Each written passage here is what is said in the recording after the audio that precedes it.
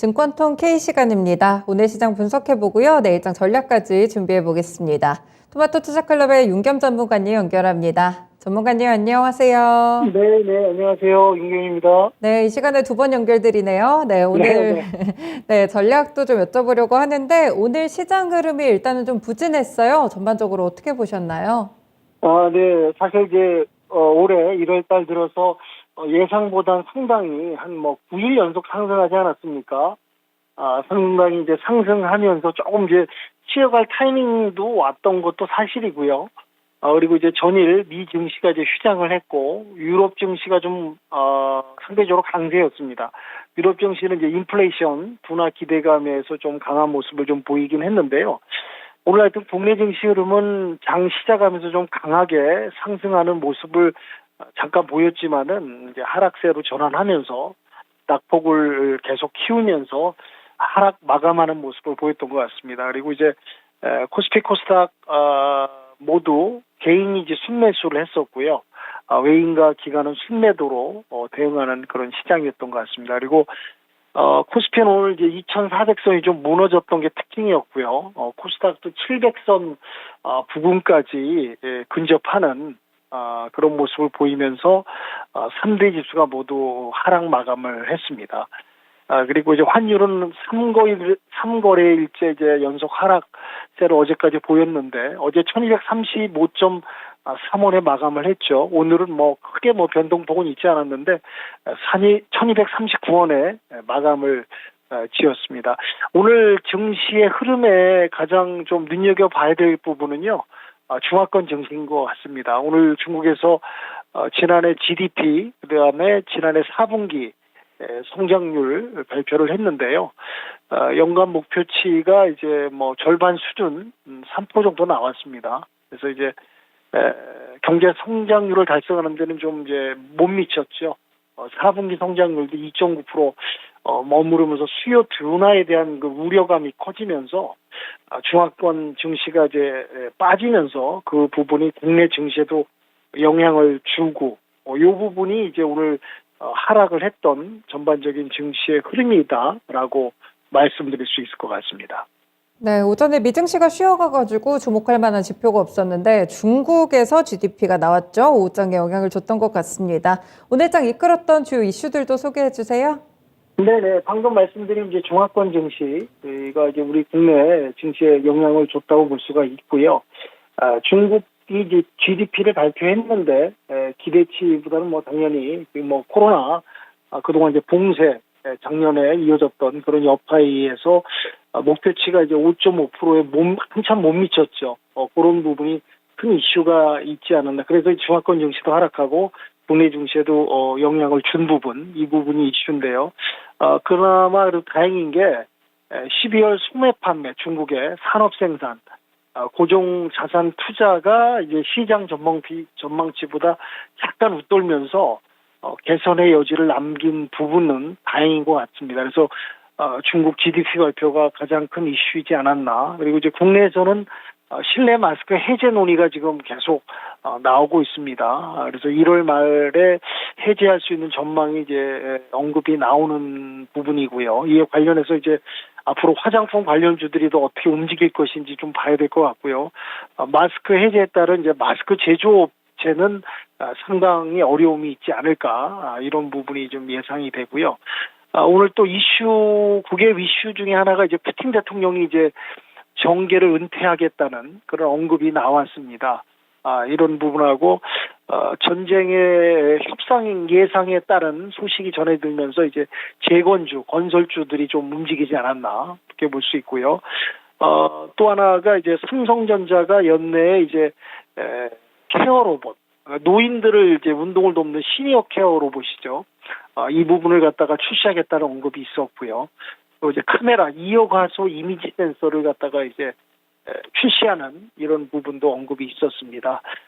또 이에 따른 그 삼성전자가 그 투자한 레인보우 로보틱스가 52주 신고가를 경신하는 이런 부분도 오늘 시장에 이슈가 있지 않았나 볼 수 있고요. 끝으로 이제 설 특수 관계로 항공업계들이 항공편을 확대하는 부분, 이런 부분들이 이제 국내에 오늘 장을 이끈 중요한 이슈가 있지 않았나 이렇게 말씀드릴 수 있을 것 같습니다. 네, 전반적으로 종목들을 많이 움직였던 그런 이슈들을 소개를 해주신 것 같아요. 그렇다면 내일장은 어떤 이슈가 시장을 이끌게 될까요? 이제 좀, 주목해봐야 될 이벤트가 좀 있습니다. 특히 이제 이번 주에는 연준 인사들이 이제, 여러 인사들이 많지 않습니까? 제가 호명을 언급할 시간은 없으니까요. 하여튼 연준 인사들의 연속적인, 연설 릴레이가 있다는 거, 그 연준 인사들의 생각과 의사가 어떻게 이제 방향을 잡는지 한번 좀 들여다봐야 될 것 같고요. 연준이 이제 내일 베이지북 발표를 합니다. 한마디로 이제 연준이 인플레이션에 대한 연준의 시각이 어떻게 갖고 있는지 좀 봐야 되겠다. 이런 부분이 내일 이슈 같고요. 그 다음에 이제 12월 소매 매출하고 생산자 물가 지수를 발표를 합니다. 특히 이제 생산자 물가 지수, PPI, 이 부분이 상당히 이제 중요한 지표거든요. 요거하고 곁들여서 소매 판매, 이 부분도 상당한 중요한 발표 지수가 아닐까. 그래서 이런 부분들이 이제 내일 또 특히 이제 기업들의 실적 발표가 연달아 있습니다. 골드만삭스하고 모건 스탠리, 또 유나이티드 항공, 그 기타 또 기업들의 이제 이슈가 연달아 발표가 있기 때문에 이런 그 기업들의 발표 실적들이 또 미증시에 영향을 주면서 변동폭을 갖다 줄 수 있고 또 이 부분이 이제 우리나라 민감성 연동성에 의해서 영향을 또 내일장에서 또 내일 모레 설 전까지 이번 주까지 영향을 주면서 같이 움직이지 않을까 그렇게 예상을 해볼 수 있을 것 같습니다. 미국 시장을 좀 많이 주목을 해봐야겠네요. 다양한 이슈들이 많습니다. 좀 구체적으로 해서 이제 수요일, 목요일, 금요일 3일 정도 남았는데 볼만한 지표들이 좀 있을까요? 네, 말씀드린 대로 이제 내일 미국의 12월 소매 판매가 있고요. 생산자 물가 지수가 있는데, 이제 그 소비자 물가 지수가 이제 선행적 성격이 있는 PPI 지수도 이를 뒷받침할 수 있는지 주목을 해봐야 될 부분이 있습니다. 그래서 이 부분하고, 그 다음에 이제 소매 판매. 전월보다 한 1% 줄었을 거라고 예상이 되고 있거든요. 근데 실제적으로 이제 지표가 어떻게 나올지는 실제 또 뚜껑을 열어봐야 되니까, 내일 특히 이제 중요한 소매 판매, 생산자 물가 지수가 이 발표 이후에 설 전까지 한 3일간 우리 국내 증시의 지수를 움직일 수 있는 상당한 영향을 주지 않을까 생각이 들고요.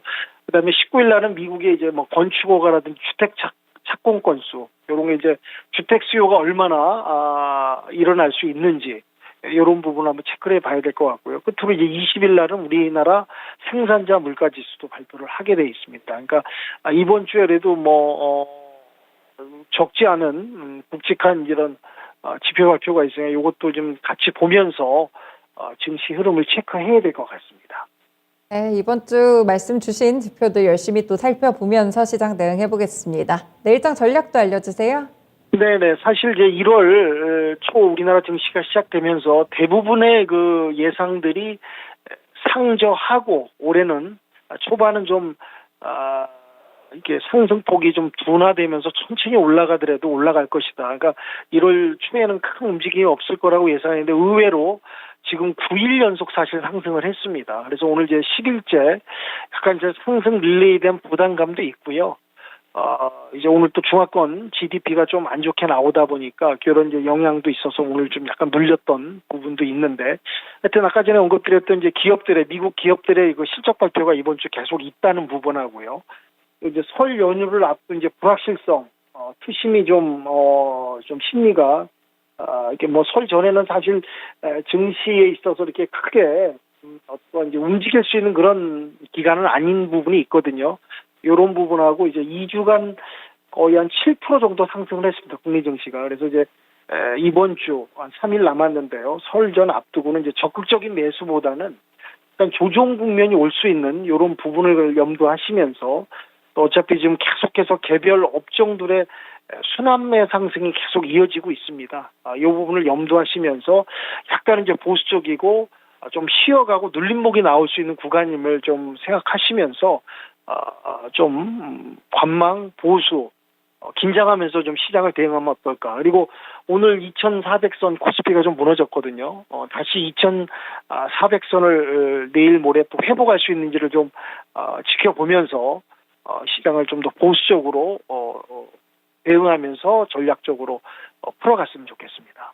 네, 적극 대응보다는 한 발짝 떨어져서 보는 시각이 중요하겠습니다. 전문가님 말씀 고맙습니다. 네, 감사합니다. 윤겸이었습니다. 네, 증권통케이에서 윤겸 전문가의 의견까지 들어봤습니다.